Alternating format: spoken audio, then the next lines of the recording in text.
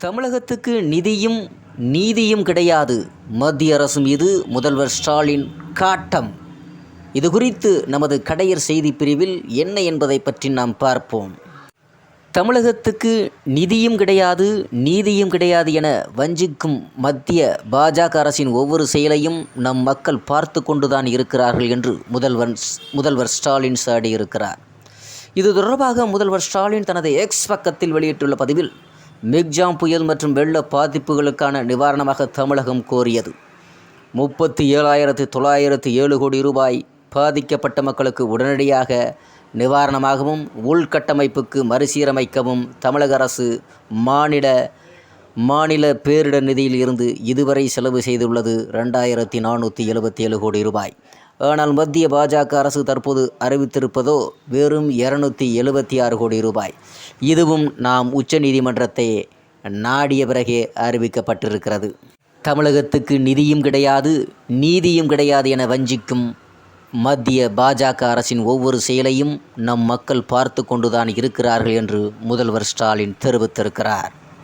முன்னதாக தமிழகத்தில் 2023ஆம் ஆண்டு டிசம்பர் மாதம் ஏற்பட்ட மிக்ஜாம் புயல் பாதிப்புக்காக ரூபாய் 115.49 கோடியையும், அதே மாதம் நெல்லை, தூத்துக்குடி மாவட்டங்களில் பெய்த மழை வெள்ள பாதிப்புகளுக்காக ரூபாய் 160.61 கோடியையும் நிவாரணமாக மொத்தம் ரூபாய் 276 கோடியை மத்திய அரசு இன்று விடுவித்திருக்கிறது. தமிழகத்துக்கு ரூபாய் 276 கோடி நிதியளித்த அதே நேரம் கடுமையான வறட்சி ஏற்பட்டுள்ளதாக நிவாரணம் கோரிய கர்நாடக அரசுக்கு ரூபாய் 3,454 கோடி நிதியை மத்திய அரசு விடுவித்திருக்கிறது. நிதி ஒதுக்கீட்டில் மத்திய அரசு பாரபட்சம் காட்டுவதாக தமிழக அரசியல் கட்சிகள் தொடர் குற்றச்சாட்டுகளை முன்வைத்து வரும் நிலையில், தமிழகத்துக்கு வழங்கப்பட்ட நிதியையும் கர்நாடகாவுக்கு வழங்கப்பட்ட நிதியையும் வைத்து மத்திய அரசு மீது தமிழகத்தில் அதிருப்தி எழுந்திருக்கிறது. இந்த நிலையில்தான் முதல்வர் ஸ்டாலின் மத்திய அரசை கடுமையாக சாடியிருக்கிறார்.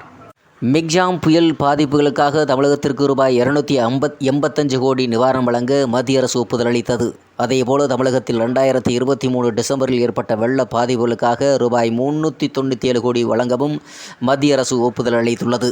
கர்நாடக அரசுக்கு வறட்சி நிவாரணமாக ரூபாய் 3,498 கோடி வழங்கவும் ஒப்புதல் வழங்கப்பட்டிருக்கிறது. இவற்றில் மிக்ஜாம் புயல் பாதிப்புக்காக ரூபாய் 115.49 கோடியையும், அதே மாதம் நெல்லை, தூத்துக்குடி மாவட்டங்களில் பெய்த மழை வெள்ள பாதிப்புக்காக ரூபாய் 160.61 கோடியையும், கர்நாடகாவுக்கு ரூபாய் 3,454 கோடியையும் நிதியையும் விடுவித்திருக்கிறது. ரூபாய் 3,454 கோடி நிதி. இதேபோல் கர்நாடக அரசும் வறட்சி நிவாரணம் கோரி வந்தது. கர்நாடகாவுக்கு வறட்சி நிவாரணமாக ரூபாய் 3,454 கோடி நிதி விடுவித்திருக்கிறது. கர்நாடகாவில் தேர்தல் பிரச்சாரத்தை மேற்கொள்ளும் காங்கிரஸ் வறட்சி நிவாரண நிதி வழங்காமல் மத்திய அரசு கர்நாடகாவை வஞ்சிப்பதாக குற்றம் சாட்டி வருகிறது. நேற்று, அதாவது ஏப்ரல் 26 கர்நாடகாவில் மொத்தமுள்ள 28 தொகுதிகளில் 14 தொகுதிகளுக்கு முதல் கட்டமாக தேர்தல் நடந்தது. எஞ்சிய 14 தொகுதிகளுக்கு மே 7 வாக்குப்பதிவு நடைபெறுகிறது.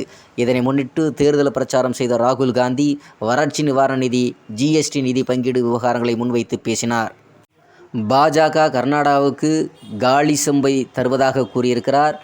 பாரதிய சொம்பு கட்சி என்று காங்கிரஸ் தொடர்ந்து பாஜகவை விமர்சித்து வருகிறது. இந்நிலையில் கர்நாடக அரசுக்கும் நிதியை விடுவித்து உள்ளது மத்திய அரசு. கர்நாடகாவுக்கு ரூபாய் 3,454 கோடியை மத்திய அரசு விடுவித்திருக்கிறது என்று தமிழக முதல்வர் ஸ்டாலின் தனது செய்தி அறிக்கையில், அதாவது தனது எக்ஸ் பக்கத்தில் பதிவு செய்திருக்கிறார்.